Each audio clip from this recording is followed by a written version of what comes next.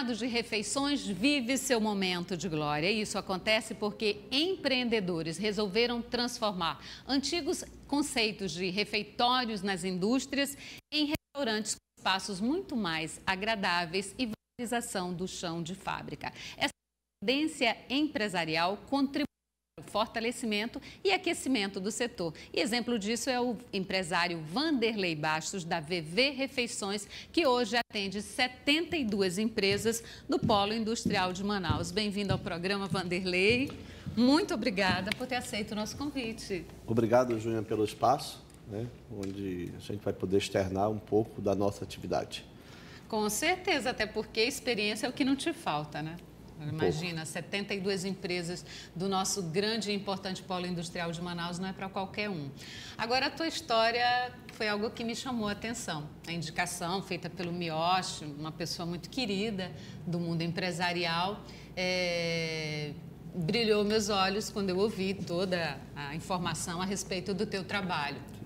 Não só por ter vindo do município de Eirunepé, do estado do Amazonas, e veio para a capital do estado aos 11 anos de idade, para ser flanelinha e lavador de carro, e hoje é um bem-sucedido empresário, né? Fala um pouco dessa tua história, que é um exemplo de muito trabalho, de muita garra, de muita determinação e vitória, né?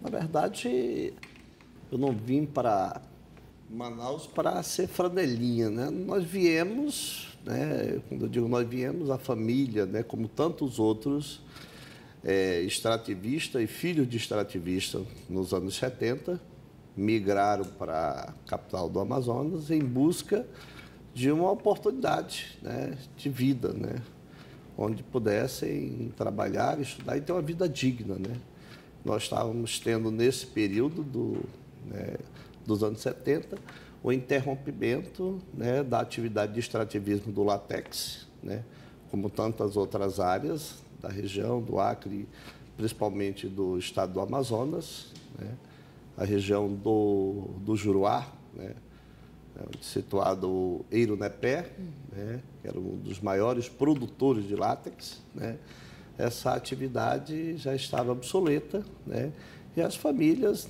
sem nenhum amparo, sem nenhuma condição, não tiveram outro caminho a não ser migrar para a capital, que era o estado do Amazonas. Então, chegando aqui, garoto, descobrimos, meu pai trabalhava em um restaurante, e descobrimos, junto eu com um amigo, um nicho de mercado. Um conceito diferente. Naquela época também não tinha lei que proibisse menor trabalhar. Em absoluto. Trabalhar era digno, como é até hoje, mas não existia nenhuma política, nenhuma legislação que coibisse o menor em trabalhar legalmente. O que nós fazíamos não era legal do aspecto civil. Tanto é que, contar um pouco disso para você, como aconteceu, esse início nós descobrimos, não é o flanelinha do conceito de hoje, porque o flanelinha ele é uma espécie de, que eu vejo, de sociedade organizada, guardiã de patrimônio de terceiros. Na época, o flanelinha que nós criamos, em 75, esse flanelinha era um atendimento personalizado do estabelecimento. Nessa época existia poucos postos de lavagem de veículos. Mas esse foi o teu ponto para você entrar no mundo do comércio, que Sim, foi onde você viveu, nós observamos isso, eu com um amigo. Nós fazíamos isso na madrugada. Nós fazíamos isso na madrugada. E aí nós começamos a recepcionar as pessoas que buscavam esse restaurante, na época, abrindo a porta do carro e, consequentemente, pedindo para que fizesse a higienização do seu automóvel.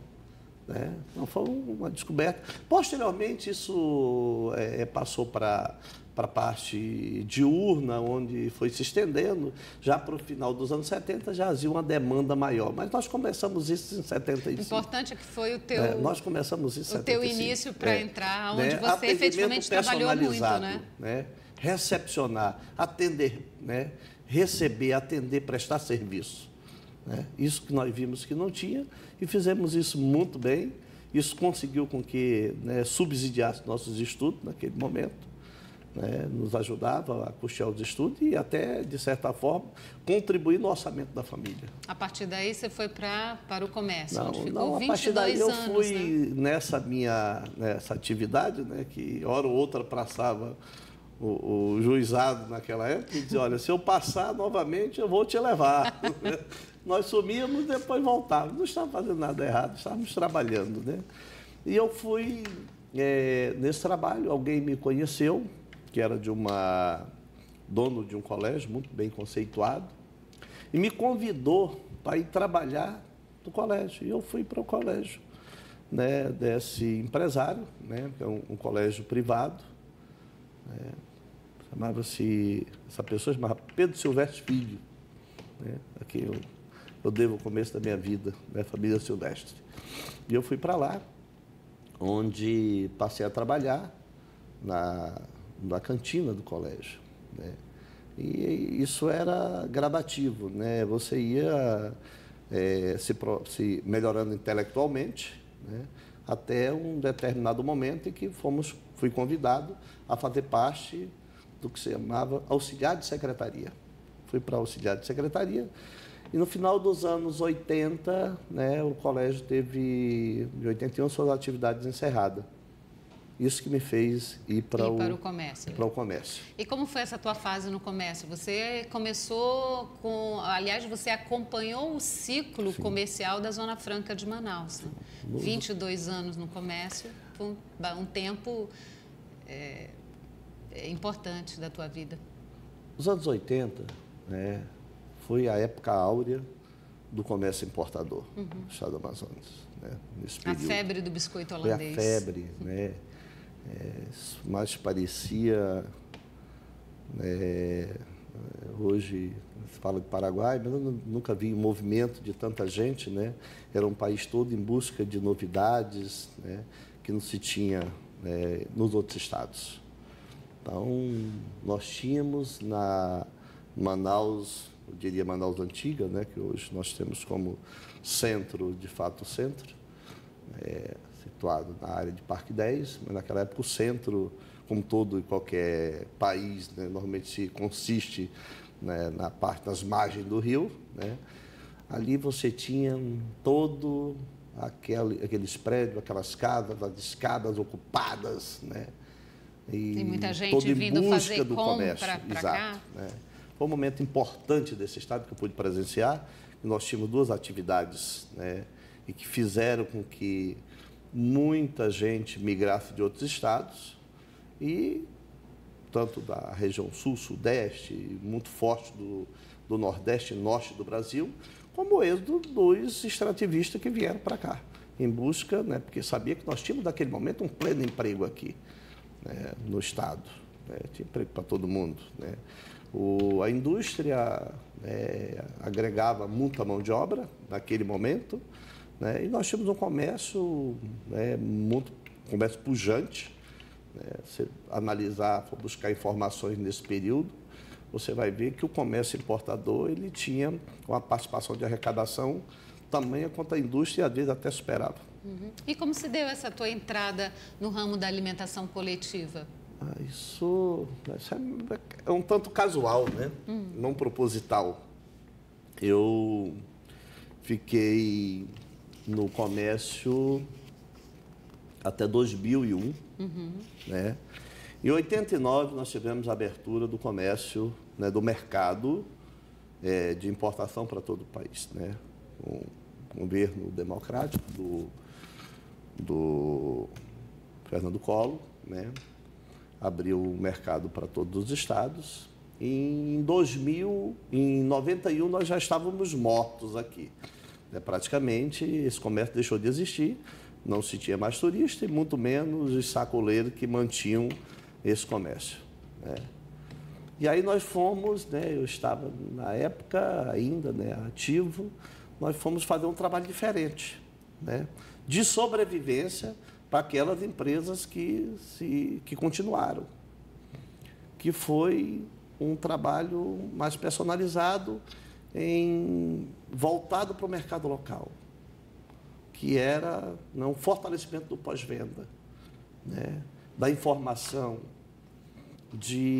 deixou-se, que se usava muito o termo, né, de tirar a nota fiscal, né, e passou-se, de fato, a fazer um trabalho de consultoria de venda,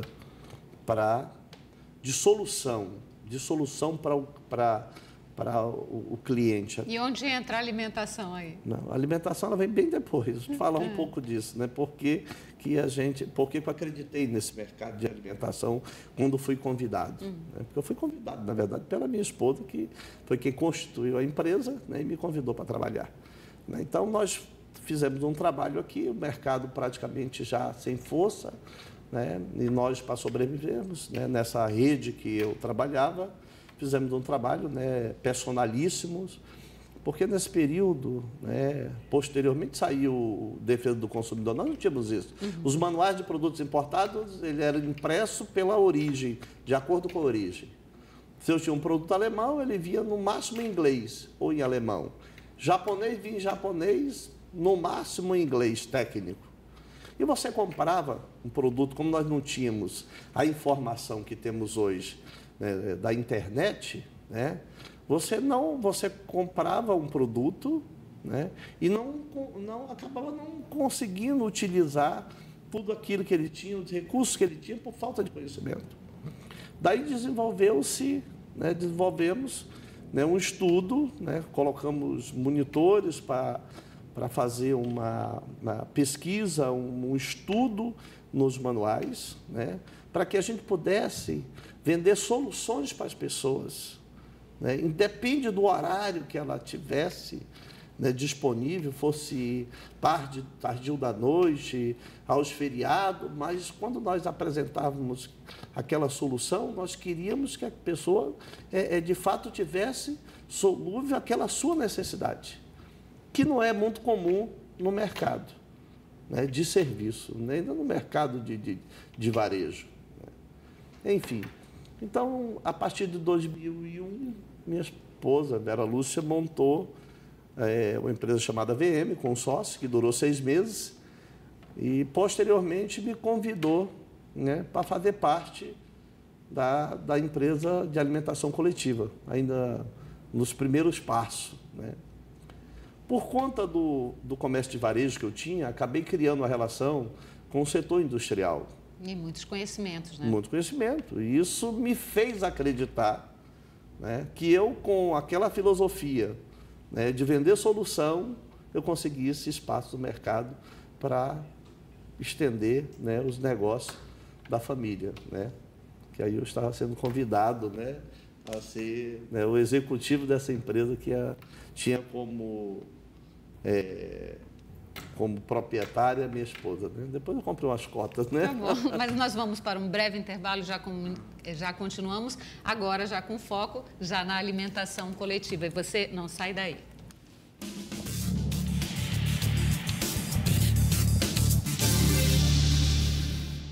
E voltamos nesse bate-papo com o empresário Vanderlei Bastos, da VV Refeições. Agora sim, com foco na alimentação coletiva, onde você já domina, até porque atende 72 empresas do Polo Industrial de Manaus, o que é cada vez mais comum das empresas solicitarem e terceirizarem a alimentação para os seus funcionários. Quantas refeições vocês fornecem diariamente? Hoje nós temos aproximadamente 35 mil serviços. Uau! Serviço de refeição principal. O que é essas refeições principais que se refere? Diária, 35 mil? Se refere a almoço e jantar. Porque os kits de alimentação... A gente chega lá, dos kits de alimentação. Mas já pode falar, são 35 mil? Né, nesse sentido, que dá uma média de 65 mil serviços como um todo. Tá. Depois a gente detalha e esse o que é kit de alimentação, que você já ia começar a falar, inclui o quê? Kit de alimentação, como é que se consiste o kit de alimentação? Né? O estado do Amazonas, né, ele tem, né, o Amazonas não, Manaus especificamente, o polo industrial, cada setor, né, ele tem as suas convenções, né, como o jornalismo, evidentemente, tem um dele, o trabalhador, né, do transporte tem um dele, da segurança, enfim. O kit envolve o ele café da é manhã? discutido na convenção coletiva. O que acontece? Hoje, quase que na totalidade das empresas que compõem o PIN, né, ele contempla, né, exceto alguns setores, muito poucos setores, o kit que é café, almoço e lanche. Então, lanche da tarde. todo lanche da tarde. Todo colaborador, né, ao adentrar da empresa, ele tem a primeira refeição, né, no início do dia, tem a segunda refeição, que é o almoço, e tem a terceira refeição ao sair, que é o lanche, né, que ele recebe. Né? Isso é o benefício que ele recebe de alimentação da empresa. E quanto custa esse kit por cada funcionário da indústria? Eu gostaria de voltar um pouquinho aqui, tá? Nosso tempo é curto, mas só para elucidar. Não, fique aqui. à vontade. Só para elucidar. Esse kit ele tem anteriormente, eu entendo o seguinte, que a terceirização é o mal necessário em todo e qualquer setor. Nós caminhamos, né, continuando, ele aconteceu e ele é crescente, né? No setor privado, né, se desconstitui a autogestão, né, quase que na sua totalidade. Né? Hoje nós estamos tendo uma migração da terceirização, que já existe, e se tornando mais forte no setor público, né? Que cada um faça aquilo que sabe.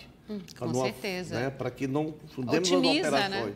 Né? É fato. Né? E isso acaba tendo um menor custo e uma eficiência maior. Né? A terceirização da alimentação, ela consegue com que a empresa consiga baixar custo, não mudar o foco. Isso é muito mais barato, né? Porque o kit sai por quanto para a Hoje empresa? o kit ele tem, em média, vou pegar como média, R$16. Kit de alimentação. Se você considerar que você vai no centro da cidade, por exemplo, e vai comer algo barato, você vai pagar o quê? 10, vai pagar 15 R$3 reais. numa água, então, vai pagar num sanduíche R$10. É muito mais para fazer um lanche, empresa. gasta R$20, praticamente. Agora, nas empresas, nas indústrias, sobretudo, elas trabalham em turnos, né? Tem o turno da manhã, da tarde, da noite, às vezes tem até o turno da madrugada. Você atende também todos esses turnos? As empresas, nós montamos, os restaurantes montados, em alguns casos, eles viram 24 horas. Né? Você imagina que esses equipamentos, né, utilizados nessa operação, boa parte deles não tem uma vida maior que 24, 36 meses no máximo. Necessitam não só de manutenção periódica, mas de substituição nesse tempo. Agora, quando fala em restaurantes, em montar, tirar aquele conceito de refeitório e montar, instalar restaurantes mais agradáveis, quem fica com essa responsabilidade? São as indústrias que contratam os seus serviços ou você assume todos esses custos? Isso é uma questão um tanto contratual, né? Do que é tratado com o tomador, de como é discutido uma concorrência, ou se ela é contratada direto sem concorrência. O que nós temos feito hoje, né, o que a nossa empresa tem feito e algumas outras, né, é assumirmos essa responsabilidade, buscarmos esses parceiros, né, comerciais e tirarmos essa responsabilidade, essa carga dele, que não é o foco dele. E é muito mais fácil para a empresa. Imagina você que produz, né, especialista na área de produção de tela, né, ter que se preocupar, né, com uma confecção de restaurante, né, o que é uma gestão complicada, né? Vai tirar os teus executivos, né, da visão do seu negócio e está pensando em ambientação, em acomodação, né, em alimentação. Hoje o que nós temos feito de inovador é colocarmos profissionais, e isso é bom que você vê como agrega... Isso que eu ia te perguntar, porque você está falando de um universo de atendimento diário de 35 mil refeições. Isso exige uma gestão inteligente para evitar desperdício, para evitar problemas com a saúde dos funcionários nas indústrias.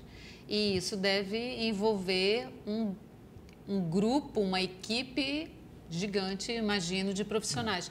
Quantas pessoas, quantos profissionais tem trabalhando na VV Refeições para atender esse universo? Se eu falar direto, nós temos 800 colaboradores. Diretos? Diretos, mas você movimenta, né? Porque o setor como um todo de serviço, seja na alimentação, seja o pessoal de limpeza, o serviço, do modo geral, ele movimenta muita gente. Né? Todo mundo fala. Ainda tem os indiretos, né? Sim, aí tem os indiretos. Mas daí quando você estende isso, né, para, como eu digo, da terceirização, porque também se quarteiriza essa operação, porque a verticalização ela é muito inteligente. Né? Se quarteiriza as confeitarias, em alguns casos. Né? Porque nem toda empresa ela tem condições de estruturar, né, dentro do seu restaurante uma confeitaria e uma padaria, por questão de espaço. E às vezes nós temos que buscar isso fora, por uma questão de logística, né, e de inteligência de logística, que acaba tendo um custo menor. Você busca parceiros, né, que são empresas, né, consolidadas, né, eficientes no desenvolvimento do seu trabalho e que agrega também uma quantidade de mão de obra significativa. Né? Então, você tem a panificadora, a confeitaria, você tem a indústria de produção de suco, né? Você tem a indústria, você tem o setor do agronegócio, que também é um setor que emprega muita gente, né? Que desenvolve a economia do Estado. Esse é primordial, né? Esse setor ele é primordial para o desenvolvimento do Estado. Né? Tá, agora, falar desse contexto enorme de funcionários a serem atendidos com alimentação, exige uma equipe mais voltada para uma alimentação saudável. Imagino que a fiscalização é gigantesca nesse setor. Né? Então, você deve ter nutricionista, engenheiro de alimentação, tem toda uma preocupação com a melhor qualidade daquilo que vai ser levado para os funcionários das empresas. A profissionalização, né, do setor, né, o desenvolvimento do que se faz. Nós temos investido, né, acho que não é uma particularidade só da minha empresa, é uma necessidade que nós temos em garantir, né, nós cuidamos da saúde, é um serviço essencial, alimento. Então, nós cuidamos da saúde. Quanto mais bem alimentado, né, se utilizarmos isso de uma forma inteligente, institucional, entenderíamos que alimento é saúde. Né? Todo mundo usa esse slogan, alimento é saúde, você é o que come. Eu vejo reportagens com muita frequência. Eu não sei se efetivamente, na prática se faz, mas nós fazemos isso na BV muito forte. Né? Nós temos o setor de qualidade, né, atuante, onde, né, a direção da empresa cobra bastante. Nós temos, você imagina, desse número que eu te dei, 50 profissionais da área nutricional.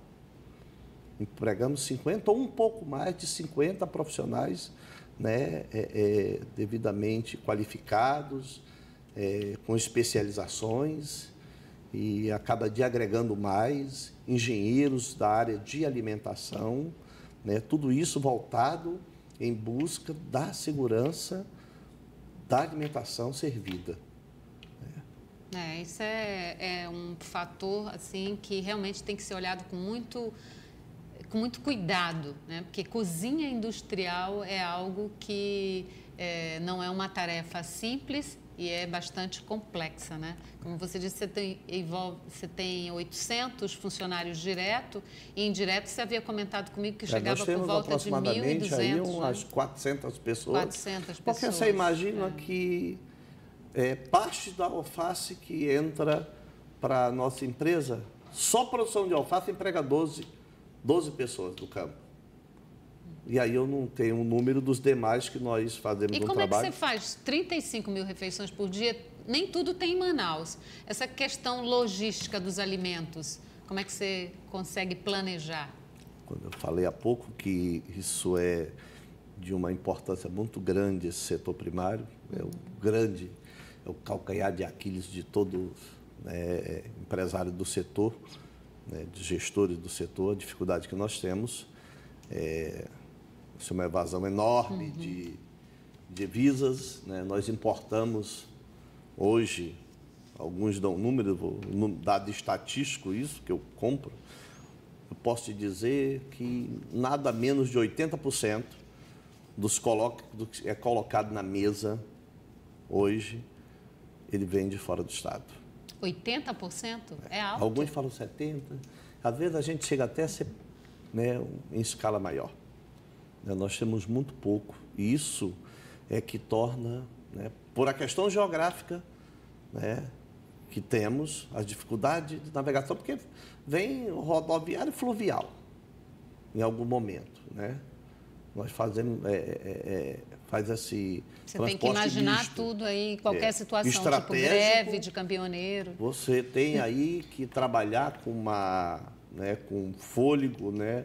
Pelo menos o que eu faço, eu diria isso, né? Nós vivemos isso há pouco tempo, ano passado, né? Nós nunca tínhamos visto uma coisa tão drástica aqui na região, desesperadora, né? E que foi as greves dos caminhoneiros.